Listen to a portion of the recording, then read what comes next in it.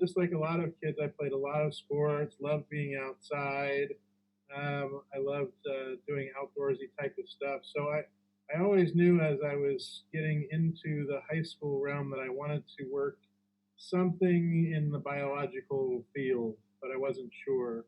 So when I went to college, I originally went as a like a lot of people do as a pre-med student, and quickly realized that you know what, I really didn't want to do that. That wasn't fun.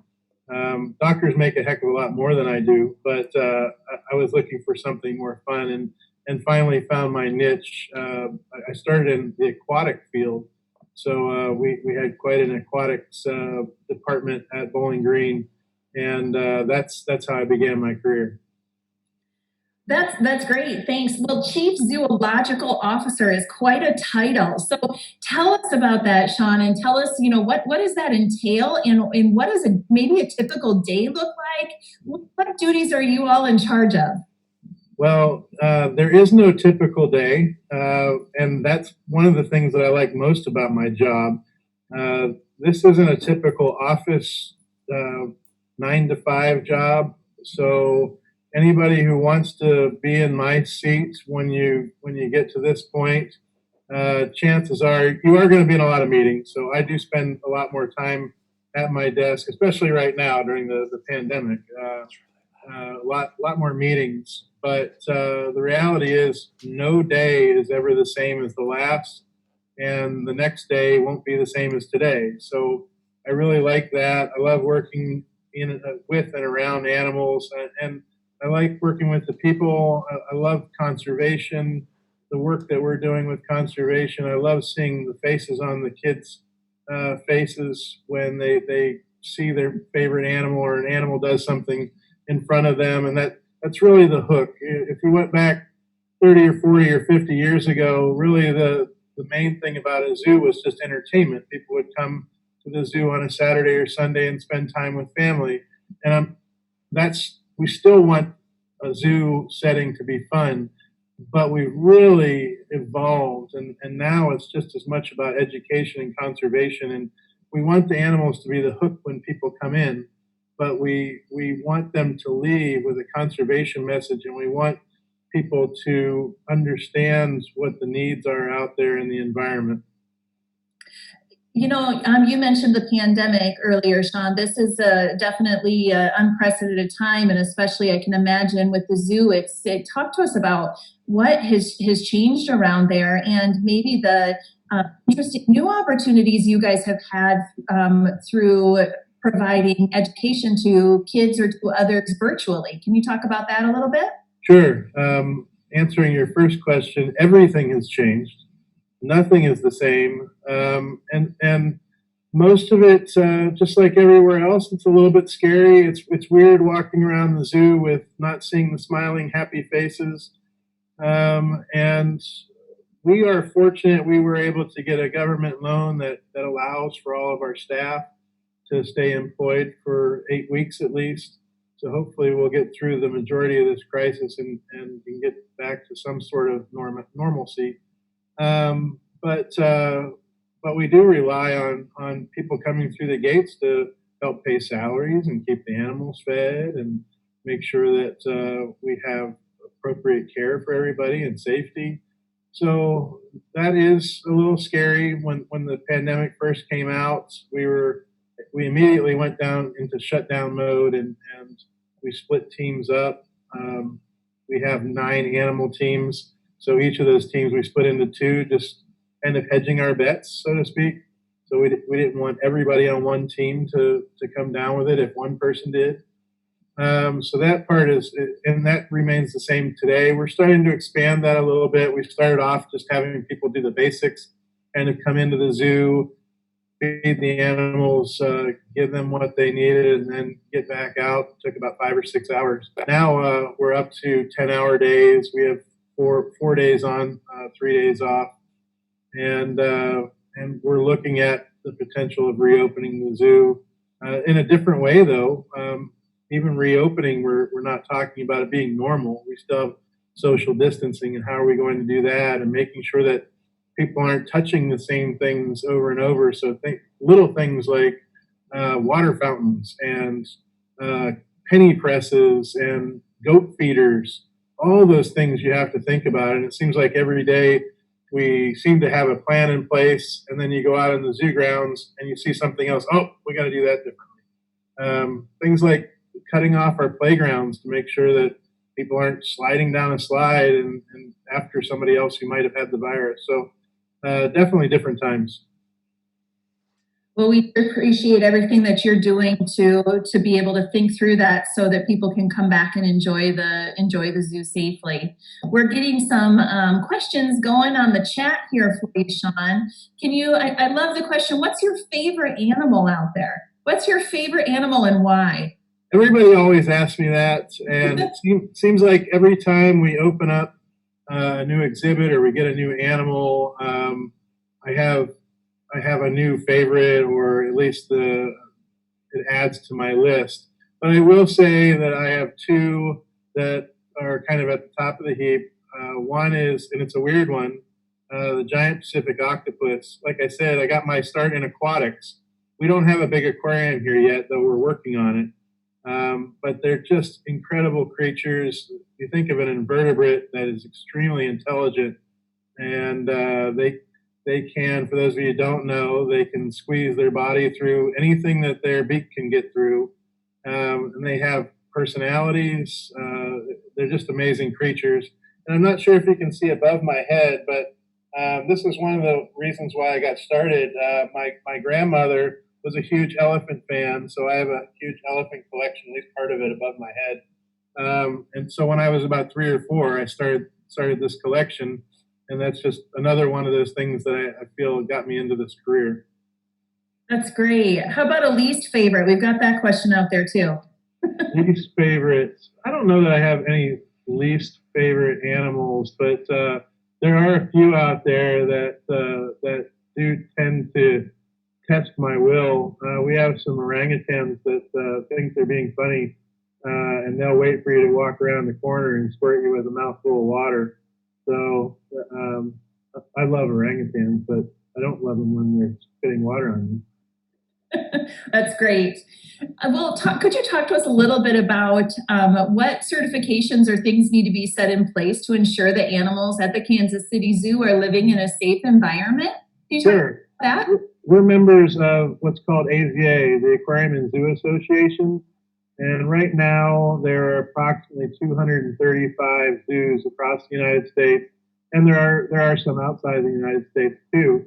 But there's a packet. In fact, I might be able to reach around my corner. So there's a big booklet that we have to go. That was the wrong one. Here it is. There's a big booklet that we have to fill out every 5 years to ensure that we're doing everything right and making sure that the animals are well taken care of, not just from the facilities that they have, but ensuring that the money is always going to be there to take care of them, and the animal health and veterinary side of things. It incorporates everything at the zoo that we're doing right for the animals, for our guests, the rides that we have.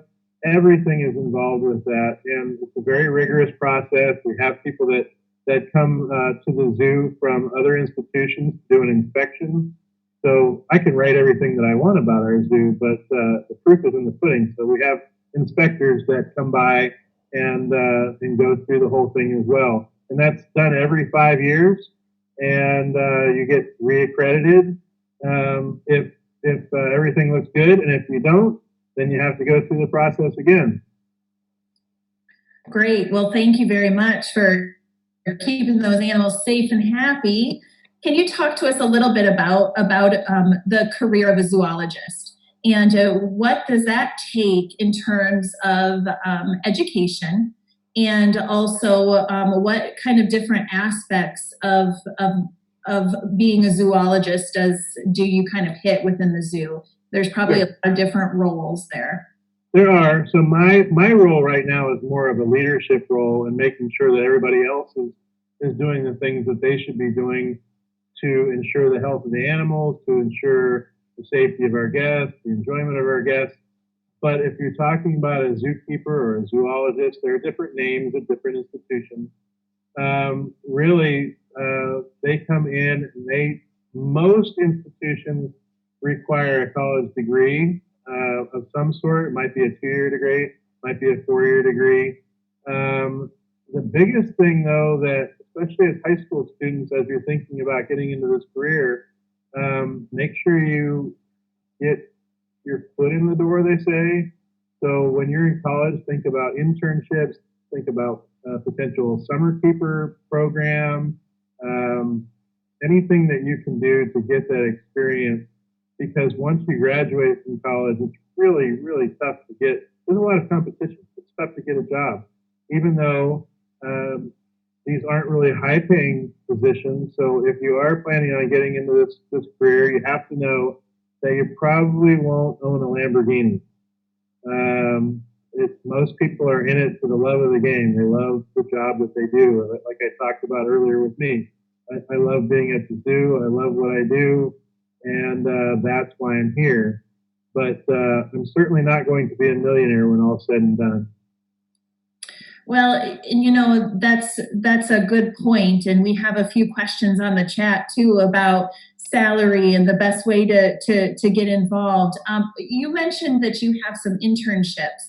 Have you personally been able to hire people that you have seen do a good job Sure. that have come to the zoo in an internship? Absolutely. We have internships that we hire. That's the key. I talked about getting your foot in the door. If you can land one of those positions, it's really difficult to hire people when you're just looking at a piece of paper. But if you get to see what people do and how they interact with other people and their effort, it's a lot easier to move up the list of candidates if you have that going on. So yes, we hire both intern and summer keepers from our zoo and from other zoos. Sean, what sets those interns apart? What are you looking for when you are hiring somebody? What skills do you look for? What do you notice about those people that you want on your staff? Schooling is important, obviously, and having some abilities coming into the game. But the reality is we can teach people a lot of the things uh, dealing with our animals or the areas that we have where the animals live. It's really about the willingness to work hard, to work with others. Um, the keeper position these days is so much different than it was 30 years ago. There's a lot more expectations put on people when they're coming into this field now. So the term animal person or people person, uh, 30 years ago, animal people were kind of just that. They preferred to work with their animals, and that was it. And they would do that all day, and then they went home. Now people are expected to be out in the public and to give talks to our guests and to train with the animals and to give enrichment. There's so much more involved with the keeper job today than it used to be. We've got a great question here in the chat. Early in your career, what do you see as an influential experience that you had that maybe made a positive impact on you? Maybe a mentor experience and an internship yourself, a first boss, anything like that that you can think of that you could share? Well, the reason why I mentioned the internship program, and you can all learn from my mistake here. When I was in college, I did not get internships. I was lured by more money for college jobs, summer college job. I got a little bit more, but in the end, it took me about 9 months to land a job. And even that job wasn't in the industry. It took me a while longer to get a job in the field, in the zoological field. So if I know that if I would have had an internship or a summer keeper position, that would have given me much a leg up on others. And it's even more so important now than it was back then, because there are people literally that have 2, 3, sometimes 4 internships. And again, that looks pretty good on paper when you start comparing one person to the next. Um, and now I have no idea what the original question was. You're great. Let's keep on this real quick. And do you have any other suggestions or things to stay away from, or maybe that you learned the hard way? Um, well, I think something to stay away from, especially people that are just coming out of college, make sure that you're willing to not only work hard, but have a willingness to learn. And you don't, nobody's expecting you to know everything coming in. So don't act like you know everything. And that way you'll be more accepted by the rest of your team. Being a team player is of utmost importance in the zoo industry these days. You're not just going to work by yourself most of the time. You're going to work with a lot of other people around you. And the hardest thing to do is to alienate yourself right off the bat. So make sure that you are willing to not only work hard, but willing to make yourself be a good fit for the institution. As far as something that maybe I learned from, boy, that's a really good one. Um, willingness to willingness to this is something that I did. I wasn't real happy about not getting a job in the zoo industry and aquarium industry. I thought I was a pretty good sell coming out of college, to be honest. I had a lot of college experience, and we had a marine biology lab there, and I thought I was a good candidate. So I wasn't very happy, believe it or not, to go out and live on an island off the coast of Los Angeles. It ended up being a great experience, and I love it. It was a couple of the best years of my life. But I thought when it happened, I thought that was the end of my zoo and aquarium career, and I didn't know which direction I was going. But sometimes you have to take a little bit of a turn. Don't be so enamored with only going in one direction. You might be able to get to where you really want to go by taking the curved road as opposed to the straight road. You have to be open for potential. That's great. Thank you. So talk a little bit of maybe again about those early years. What was your very first job at a zoo, the very first one? And then if you had to fill in for somebody right now, what would be your most exciting maybe role or position to fill in for at the zoo? And what would you just cringe about and not want to do at the zoo? My very first job at a zoo was at Omaha's Henry Dorley Zoo when they were building the aquarium up there in late 1994 is when I joined there. And it was an incredible experience being a part of a group that was putting the finishing touches onto the aquarium and getting it ready for opening. So that was really neat to be able to do that. And now, 25 years later, us starting to look at a possibility of building a big time aquarium here in Kansas City, having that experience and having gone through it, I think is something that I'll never forget, and I'll be able to apply that to this experience. What was the second part of the question? Oh, you're on mute there. So sorry. What job in the zoo would you not want to fill in for? And what job in the zoo would you be happy to take on? I'll be honest, there haven't been too many jobs that I haven't done over the years. And with the pandemic, let me go back to that real quick. We have directors and supervisors and curators cutting grass and cutting bushes and all sorts of things out of the ordinary to pitch in to make it work, to get to where we need to be. So everybody is trying to be all zoo encompassed as opposed to just your little island. What would I not like to do though?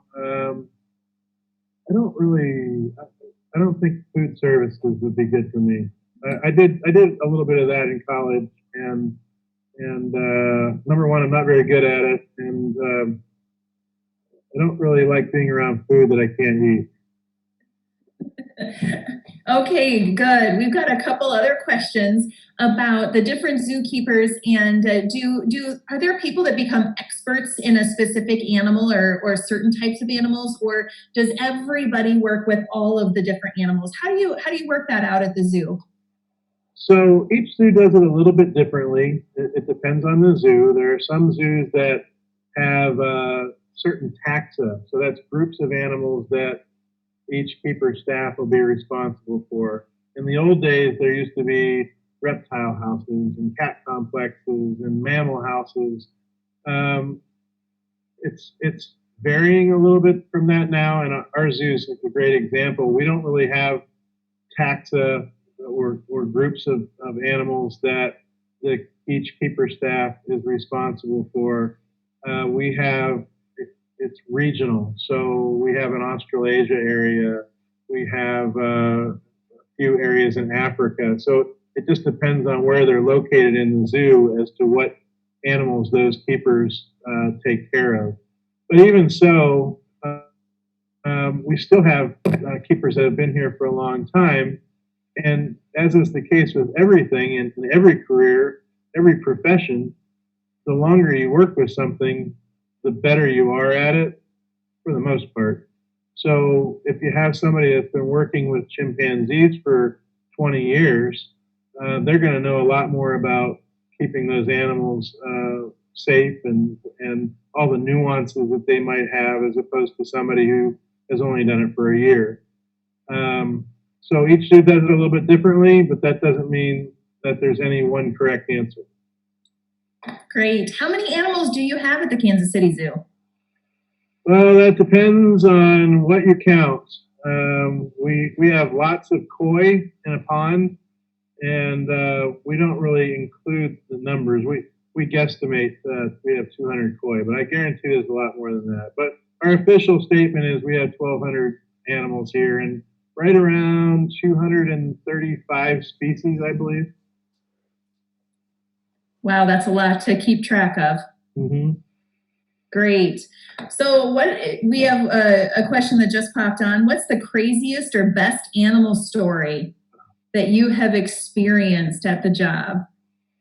I have a lot, and they are some great stories.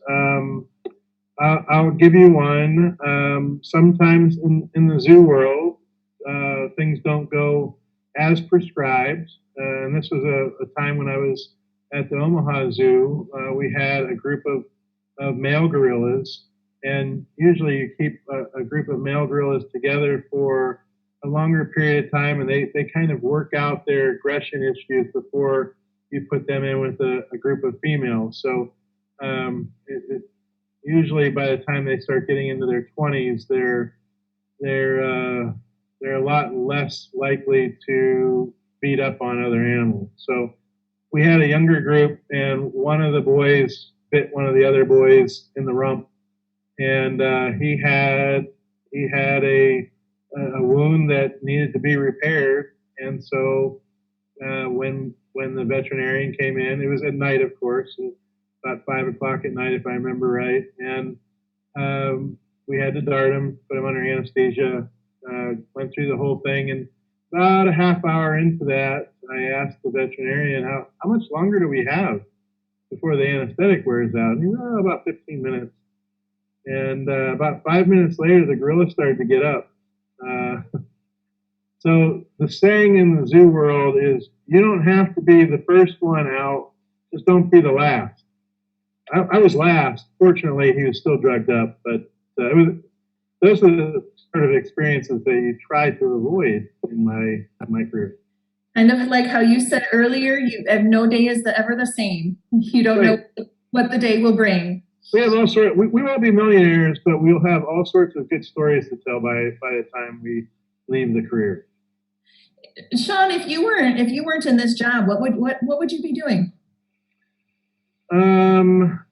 I would love to say that I'd be playing professional hockey, but probably not. I was never good enough at that. I'd probably be in the teaching profession.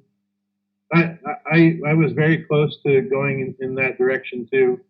Um, Both my parents were teachers, so they told me to stay away from being a teacher. But I do enjoy talking with groups. I do enjoy the educational aspect of the zoo. There's plenty of times where I've given talks, whether it be on conservation or just specific about the zoo or animals in general.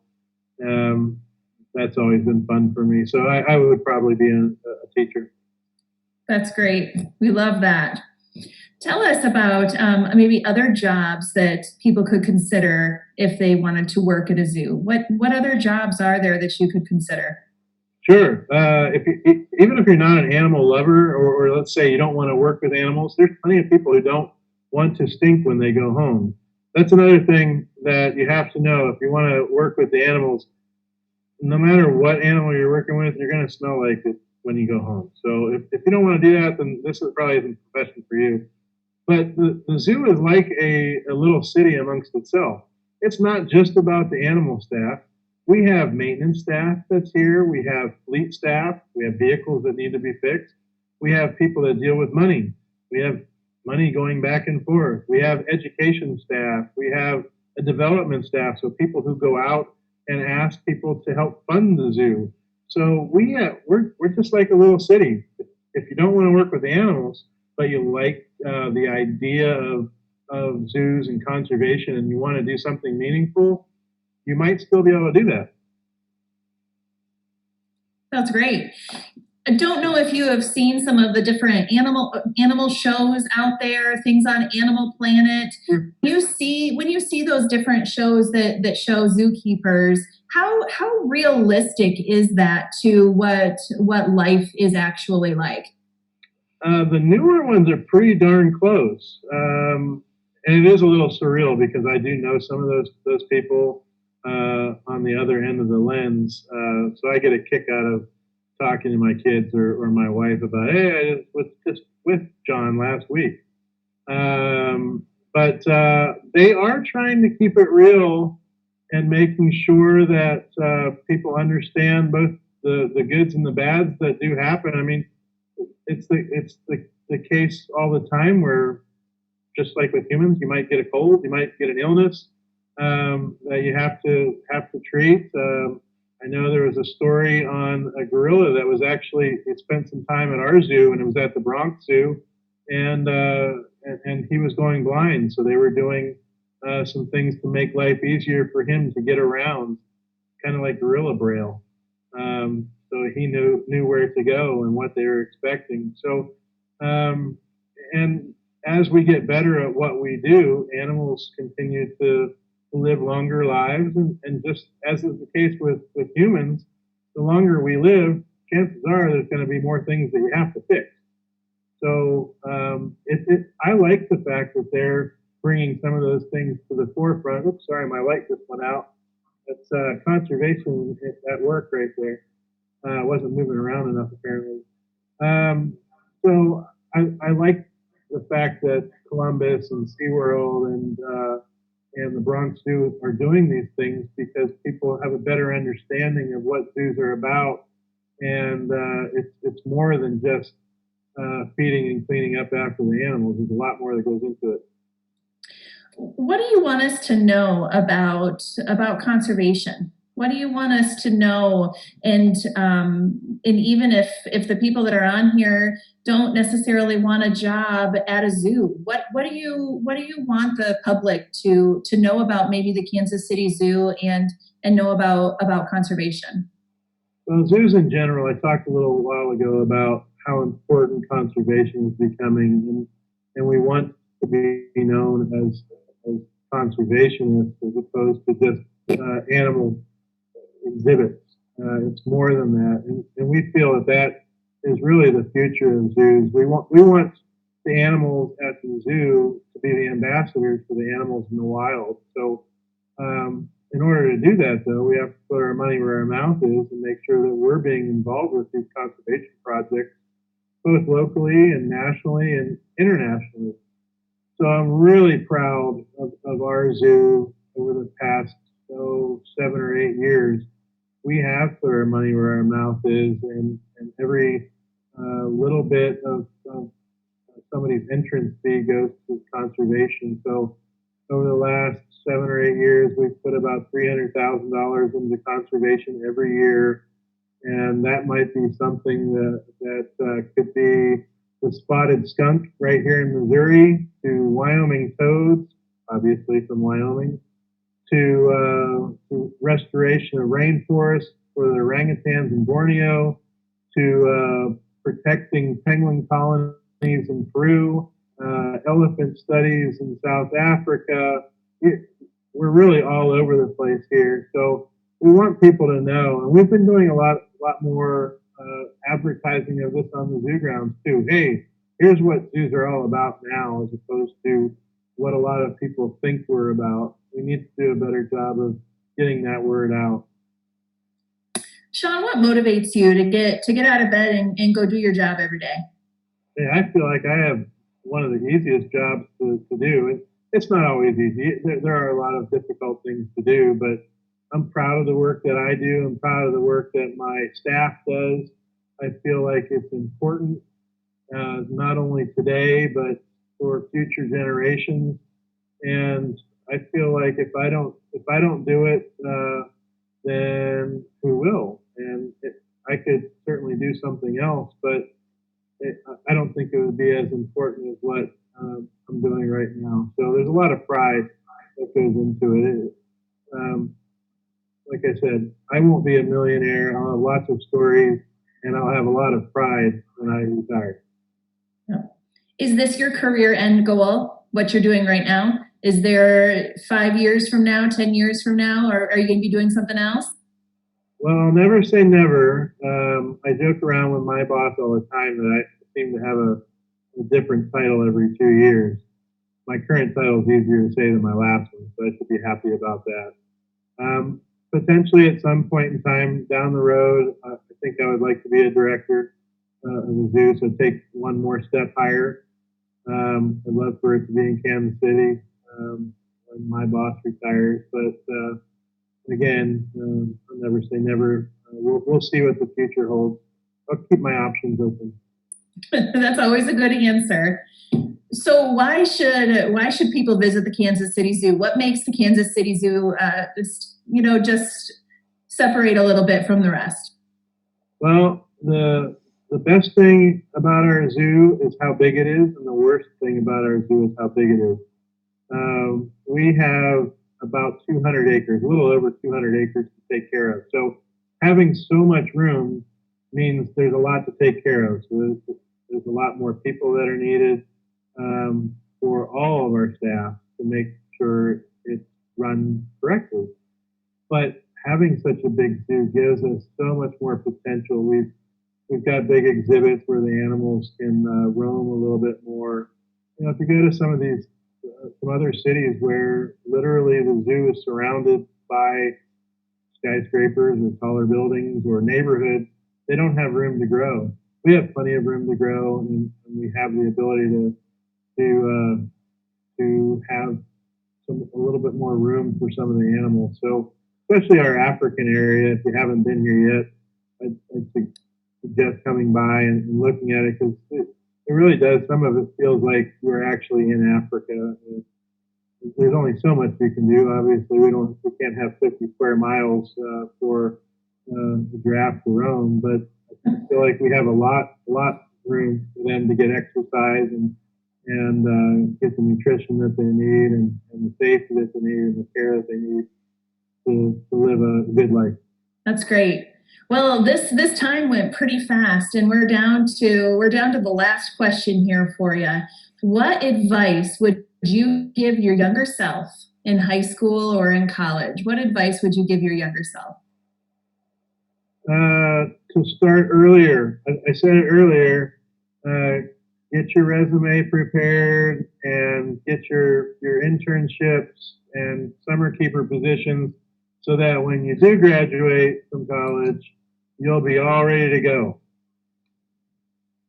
That's great. And I'm going to mention something you said earlier too, again, the pride and fulfillment over money. And that was a pretty good quote too, Sean. So where can we connect with you? I think Kansas City Zoo dot Well, org is up on the chat there for people. Is there another way to Twitter, anything else that you have out there that we could connect with you on? no, this is showing my age. I don't do any social media. I turned 50 last year, so I think it's an acceptable answer now.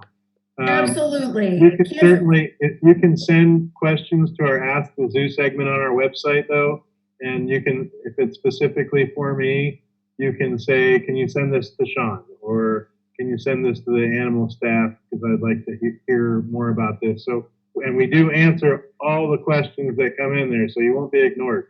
That's great. Well, you guys heard that here. They answer all the questions. So if you didn't get your question answered, please make sure that you do that. KansasCityZoo.org.